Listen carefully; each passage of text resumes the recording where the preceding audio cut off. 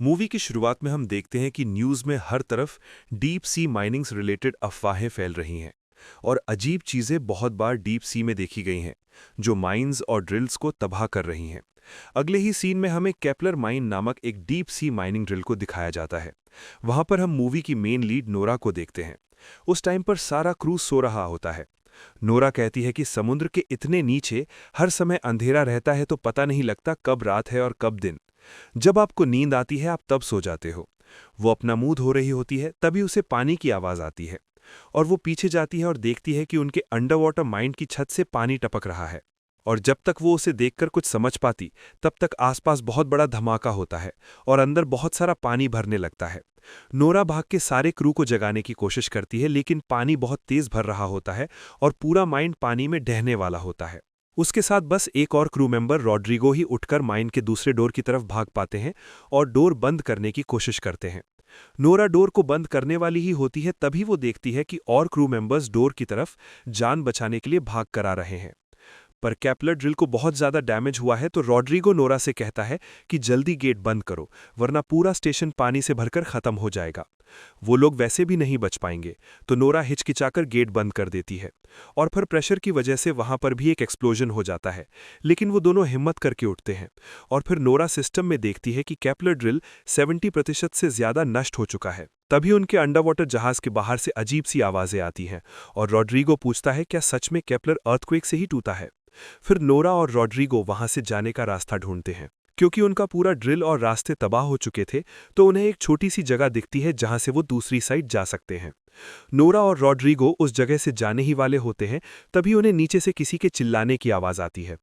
वो वहां पर जाके पत्थरों के नीचे देखते हैं तो उन्हें वहां पर उनका एक और क्रू मेंबर पॉल मिलता है। पॉल नोरा को देखकर खुश होता है और पॉल कहता है तुम भले ही पतली हो पर तुमने पूरा पत्थर हटा दिया। और फिर वो पॉल को आगे जाने का रास्ता दिखाते हैं तो पॉल बोलता है कि तुम पागल हो क्या, इतने से रास्ते से मैं कैसे जाऊंगा, मेरा साइज तो देखो। पर उन पर कोई और रास्ता नहीं था तो वो बड़ी मुश्किल से उस रास्ते से आगे जाते हैं। रास्ते से जाते जाते नोरा को अपनी एक फ्रेंड क्रू मेंबर की लाश उस रास्ते में मिलती है और वो शॉक होकर और हिचकिचाकर उसका हाथ रास्ते से हटाकर आगे चली जाती है। वो रास्ते से बाहर निकलते हैं और फिर उन्हें एक कांच के दरवाजे के पीछे स्टेशन के कैप्टन दिखते हैं। वो कैप्टन को आवाज लगाते हैं और कैप्टन उन्हें देख लेते हैं। कैप्टन के हाथ में गहरी चोट आई हुई है और बाहर निकलने का डोर नहीं खुल रहा है। लेकिन क्योंकि नोरा एक बहुत समझदार सॉफ्टवेयर इंजीनियर है, वो डोर को खोल देती है। वो कैप्टन को बताती है कि केपलर पूरा नष्ट हो चुका है। जिस रूम में वो थे वो उनका एस्केप रूम था, पर वहां पर एस्केप पॉड्स नहीं थे। नोरा कैप्टन से बोलती है कि आप एस्केप पॉड्स में हमारे आने से पहले क्यों नहीं गए, आपकी एक बेटी है। कैप्टन नोरा को देखकर कहते हैं कि तुम परेशान मत हो, हम सब यहाँ से साथ जिंदा बाहर जाएंगे। नोरा कहती है कि अगर हम में से कोई यहाँ होता तो आपको जबरदस्ती एस्केप पॉड्स में भेज देता। कैप्टन नोरा से बोलते हैं कि मैं कैप्टन हूं, मैं ऐसे ही थोड़ी चला जाता। फिर कैप्टन बोलते हैं कि उन्होंने 12 लोगों को एस्केप पॉड्स में भेज दिया और लगभग उन्होंने 7 लाश देखी। नोरा ने बोला कि उसने भी अपनी क्रू फ्रेंड की लाश देखी और वो उसे अच्छे से जानती थी। और नोरा पैनिक करने लगती है तो कैप्टन उसे शांत रहने को कहते हैं। कैप्टन नोरा को कंट्रोल रूम में भेजते हैं और नोरा वहां पर अपने फ्रेंड्स एमिली और लियम स्मिथ से मिलते हैं। वो उन्हें गले लगाती है और स्मिथ नोरा से कहता है कि उसे लगा कि वो मर गई। नोरा फिर उनसे कहती है क्या तुमने न्यूक्लियर रिएक्टर के कूलिंग टैंक्स को देखा? असल में पानी के इतने नीचे ड्रिलिंग के लिए बिजली बनाने के लिए एक न्यूक्लियर रिएक्टर चाहिए होता है। तो नोरा उसी न्यूक्लियर रिएक्टर के कूलिंग सिस्टम को देख रही थी। उन लोगों का जहाज बार बार बुरी तरह से शेक हो रहा था। कैप्टन नोरा से पूछते हैं कूलिंग टावर्स का क्या हाल है, तो नोरा कहती है कि पानी की वजह से सारे टावर्स ढह गए हैं और न्यूक्लियर कोर स्टेबल नहीं है। पॉल कहता है क्या मतलब कोर स्टेबल नहीं है? अगर कोर स्टेबल नहीं है तो वो कभी भी फट सकता है और हम सब उसकी हीट की वजह से मर जाएंगे। नोरा कहती है कि न्यूक्लियर मेल्टडाउन के लिए बस 30 मिनट बचे हैं, उसके बाद हम सब के शरीर के टुकड़े फट के पानी के ऊपर तैरेंगे। कैप्टन बोलते हैं कि अगर हमें अपनी जान बचानी है तो हमें केपलर स्टेशन से रोबक स्टेशन में जाकर वहां के एस्केप पॉड्स का इस्तेमाल कर सकते हैं। नोरा बोलती है कि रोबक स्टेशन तो 1.5 किलोमीटर दूर है, हम वहां पर कैसे पहुंचेंगे? कैप्टन ने बोला कि हम वहां पर चल के जाएंगे। सब लोग इस बात को सुनकर डर जाते हैं क्योंकि वो समुद्र के 11 किलोमीटर से ज़्यादा नीचे थे और वहां पर शरीर के चीथड़े उड़ाने जितना प्रेशर था। उन्हें सूट पहन के चल के जाना होगा जो कभी भी फट सकते हैं। फिर सब अपने डाइविंग सूट पहनने लगते हैं। कैप्टन के हाथ में चोट थी, इसलिए उन्हें वो सूट पहनने में दिक्कत होती है, तो नोरा उन्हें वो सूट पहना देती है। फिर जब सब अपने सूट पहनकर लिफ्ट के पास जाते हैं तो एमिली बहुत डरी होती है। स्मिथ उसे दिलासा देता है और फिर सब लिफ्ट में चले जाते हैं। जब वो पानी से नीचे जा रहे होते हैं तब कैप्टन इंस्ट्रक्शन देते हैं कि कार्गो लिफ्ट में नीचे पहुंचते ही जंप करना होगा। जैसे ही वो नीचे पहुंचते हैं और दरवाज़ा खोलते हैं तो प्रेशर की वजह से रॉड्रिगो का हेलमेट क्रैक होने लगता है और उसके हेलमेट के टूटने की वजह से वो मर जाता है और उसे देखकर एमिली बहुत ज़ोर से चिल्लाने लगती है। उसे देखकर नोरा भी कांपने लगती है और कैप्टन उसे कार्गो लिफ्ट में कूदने के लिए कहते हैं और एमिली को भी शांत कराते हैं। उसके बाद सब लोग कार्गो लिफ्ट में बैठकर नीचे जाने लगते हैं। तभी कैप्टन को सिस्टम पे किसी पास की चीज़ से सिग्नल आने लगते हैं। कैप्टन कहते हैं लगता है कोई एस्केप पॉड हमारी मदद मांग रहा है और कहते हैं कि अगर उसमें कोई हुआ तो हमें उसे बचाना चाहिए, और उस पॉड की तरफ वो स्मिथ और पॉल को भेज देते हैं। फिर कैप्टन नोरा और एमिली कैमरा और माइक के जरिए उन लोगों से बात करते हैं। पॉल लिफ्ट में कहता है अगर कोई डेड बॉडी हुई तो। नोरा उसे सुनकर कहती है कि उस डेड बॉडी से उनकी फैमिली को देने के लिए कोई चीज़ लेके आ जाना। जब पॉल और स्मिथ उस जगह पर जाते हैं उन्हें पहले तो कुछ नहीं दिखता, पर फिर उन्हें अजीब सी किसी चीज़ में लिपटी लाश दिखती है और उस लाश में से निकलकर एक चीज़ उन पर हमला करती है। स्मिथ उसे शूट करके ऊपर लेके आता है और एमिली उसे देखने लगती है। वो एक अजीब सा एलियन जैसा जीव था। एमिली कहती है शायद माइनिंग करते समय उन लोगों ने किसी गलत जगह पर ड्रिल चला दी और उस जगह से ये जीव निकलकर उन पर हमला कर रहे हैं। शायद उन्होंने किसी थर्मल पॉकेट को खोल दिया है जहां पर समुंदर के इतने नीचे भी जीवन है। तभी वहां पर लाइट चली जाती है तो फिर कैप्टन एमिली को कार्गो को न्यूट्रल मोड पर डालने को कहते हैं। तभी वहां पर बहुत जोर जोर से किसी के कार्गो को बाहर से मारने की आवाज आती है और पॉल कहता है कहीं वो बाहर उसकी माँ तो नहीं है। वो आवाज बहुत तेज होती जा रही थी। फिर सबको कुछ और आवाज आती है और जब वो खिड़की को देखते हैं तो वहां पर एक बहुत बड़ा एक्सप्लोजन हो रहा होता है। उन लोगों का केपलर स्टेशन प्रेशर की वजह से फट चुका था और अब उनका कार्गो भी टूट गया। वो सब अपना हेलमेट पहनकर कार्गो से बाहर निकलते हैं। केपलर के ब्लास्ट होने की वजह से उनके सर के ऊपर से बहुत सारा मलबा गिर रहा था। वो लोग भाग के मिडवे स्टेशन की तरफ जाते हैं, लेकिन स्मिथ के सूट के ऑक्सीजन टैंक में दिक्कत आ जाती है और वो गिर जाता है। फिर नोरा और एमिली स्मिथ को घसीटते हुए ले जाते हैं।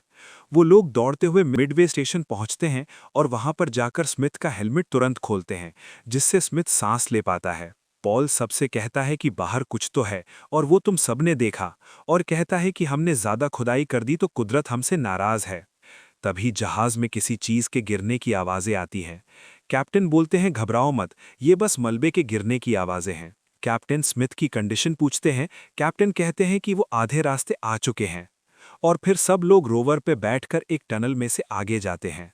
टनल में आगे जाके उन्हें बहुत सारा पानी मिलता है और वहां पर मरे हुए क्रू के लोगों का सामान जैसे चिप्स और पानी की बोतल होती है। उन्हें पानी के नीचे से एक रास्ता दिखता है। नोरा सबसे पहले उधर से जाती है और बोलती है कि यहाँ पर आगे रास्ता साफ है पर जगह थोड़ी कम है। एक एक करके सब दूसरी साइड जाते हैं। स्मिथ के दूसरी साइड जाने से पहले पॉल उसे चिप्स का पैकेट देता है और कहता है ये अपनी गर्लफ्रेंड एमिली को दे देना और उसका ख्याल रखना। आखिर में पॉल जब दूसरी साइड जाने वाला होता है तो उसे पीछे से आवाज़ आती है और वो डर जाता है। वो पीछे नहीं देखता और डर के आगे चला जाता है।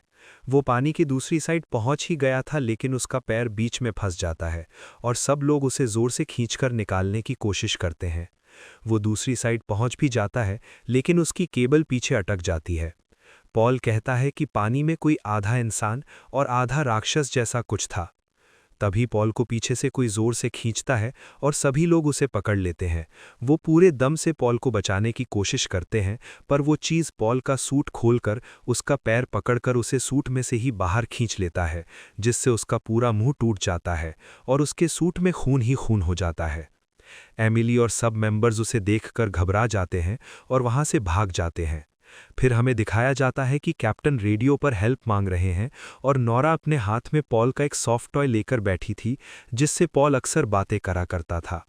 स्मिथ काँपकर कहता है कि उस चीज़ ने पॉल को सूट में से खींचकर बाहर निकाल लिया। वो ड्रिल 6000 टन से ज़्यादा वजन की है, उसे कौन ही तबाह कर सकता है। एमिली कहती है कि हमारी गलती है, हमने समंदर को खोदकर हद से ज्यादा तेल निकाला। अब समंदर हमसे बदला ले रहा है। फिर कैप्टन कहते हैं, देखो मुझे पता है पॉल नहीं रहा, पर हम यहाँ नहीं रह सकते, और वो स्मिथ के साथ उसका सूट चेक करने चले जाते हैं। स्मिथ कहता है कि सूट की कंडीशन खराब है और वो ज्यादा देर तक नहीं चल पाएगा। तुम सब मुझे यहाँ पर छोड़कर चले जाओ, पर नोरा मना कर देती है। फिर सब लोग मिलकर समंदर में चलकर आगे जाते हैं।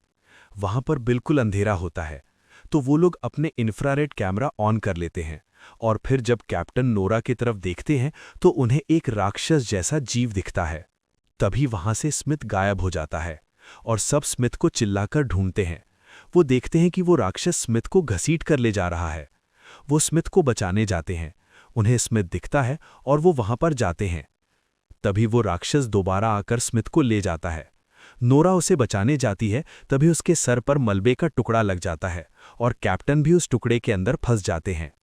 नोरा कैप्टन को निकालने में मदद करती है, तभी वो राक्षस वापस आ जाता है और नोरा को खाने वाला होता है, तो कैप्टन राक्षस को मारते हैं। फिर वो राक्षस कैप्टन को खींचकर समंदर की सतह से ऊपर ले जाने लगता है और नोरा भी उन्हें पकड़ लेती है। अचानक और तेजी से समंदर के ऊपर जाने से प्रेशर बहुत घट जाता है और उनका सूट फटने वाला होता है। कैप्टन नोरा से उन्हें छोड़ने को कहते हैं, मगर नोरा नहीं मानती, तो कैप्टन अपने हाथ वाली साइड से सूट को खोल देते हैं और फिर थोड़ा सा ही ऊपर जाकर उनका सूट फट जाता है। ब्लास्ट की वजह से नोरा तेजी से नीचे जाती है और बेहोश हो जाती है। नोरा जब बेहोशी से उठती है तो उसका सूट लो ऑक्सीजन वार्निंग दिखा रहा होता है और रेड लाइट छोड़ रहा होता है।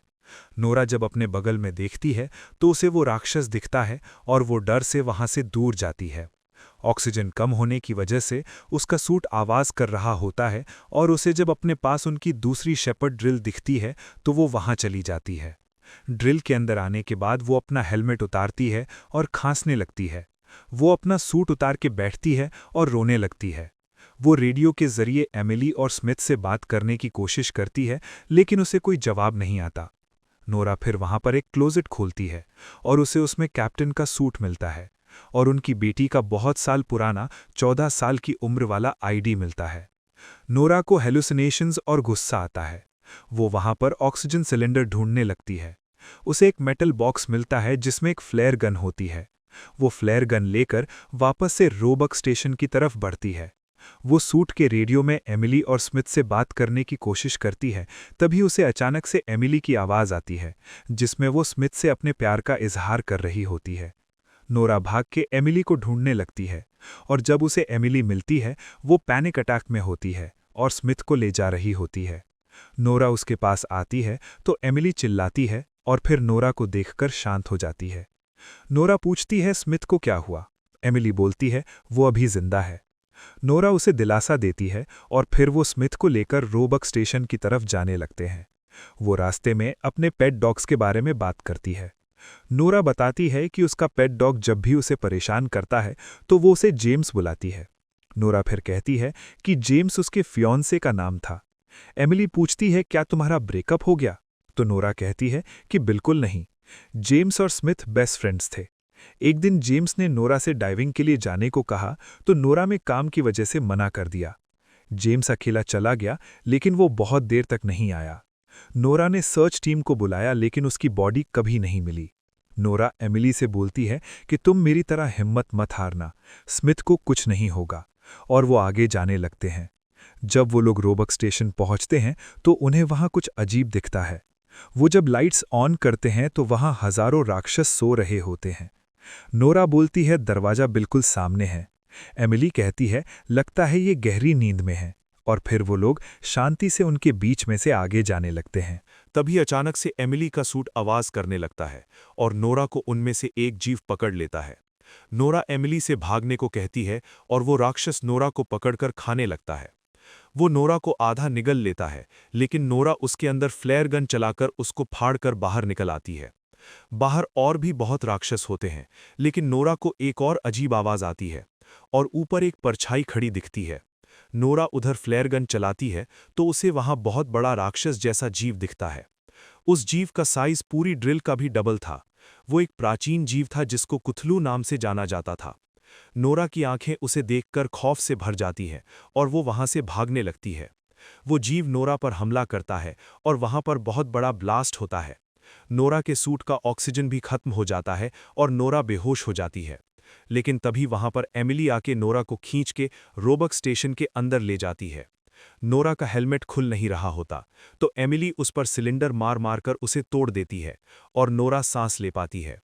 एमिली स्मिथ का भी हेलमेट खोलती है और फिर नोरा और एमिली स्मिथ को लेकर एस्केप रूम की तरफ भागते हैं। उन्हें वो जीव खिड़की से दिखता है। वो सारे एस्केप रूम्स का रास्ता मार के बंद कर देता है, लेकिन फिर भी किस्मत से वो तीनों एक एस्केप रूम में पहुंच जाते हैं। वहां पर 3 पॉड्स होते हैं। नोरा एक एक करके उन्हें खोलती है, मगर आखिरी वाले पॉड में खराबी होती है। एमिली नोरा से पूछती है कि क्या पॉड ठीक है, तो नोरा झूठ बोल देती है। वो सबसे पहले स्मिथ को पॉड में बिठाते हैं और स्मिथ आखिर में जाने की जिद करता है, लेकिन वो स्मिथ को जबरदस्ती पॉड में लेटा देते हैं। एमिली स्मिथ से जिंदा रहने को कहती है और नोरा उसे पॉल का सॉफ्ट टॉय देती है। नोरा फिर एमिली को पॉड में जाने के लिए बोलती है। एमिली मना करती है और उसे पहले जाने के लिए कहती है। नोरा बोलती है कि तीसरे पॉड में थोड़ी सा डिफेक्ट है, मैं उसे ठीक करके आ जाऊंगी, लेकिन एमिली उसकी बात नहीं मानती है, तो वो उसे जबरदस्ती एक पंच मारकर पॉड में बिठा देती है और ऊपर भेज देती है। नोरा फिर वहां पर बैठकर मरने का इंतजार करने लगती है और फिर वो रडार में देखती है कि एमिली और स्मिथ के पॉड्स के पास कुथुलू बहुत सारे राक्षस भेज रहा है। नोरा कंप्यूटर में न्यूक्लियर कोर के टर्मिनल को खोलती है और उसे फुल एनर्जी पर कर देती है, जिससे न्यूक्लियर मेल्टडाउन हो जाता है और 30 सेकंड में कोर ब्लास्ट होने वाला होता है। कुथुलू नोरा को खिड़की में से देख रहा होता है और उसे देखकर समझ जाता है और वहां से भागने की कोशिश करता है। नोरा कहती है, अगर समंदर के नीचे अंधेरे की वजह से टाइम पता नहीं चलता, तो क्यों ना इसे रोशन कर दिया जाए। और फिर न्यूक्लियर कोर फट जाता है, जिससे बहुत बड़ा एक्सप्लोजन होता है और कुथुलू के भागने से पहले ही वो नोरा के साथ साथ मर जाता है। और यहाँ पर हमारी मूवी का एंड हो जाता है। ये मूवी दर्शाती है कि इंसानियत जब अपनी हद पार कर देती है, तो कुदरत अपना इम्तहान जरूर लेती है।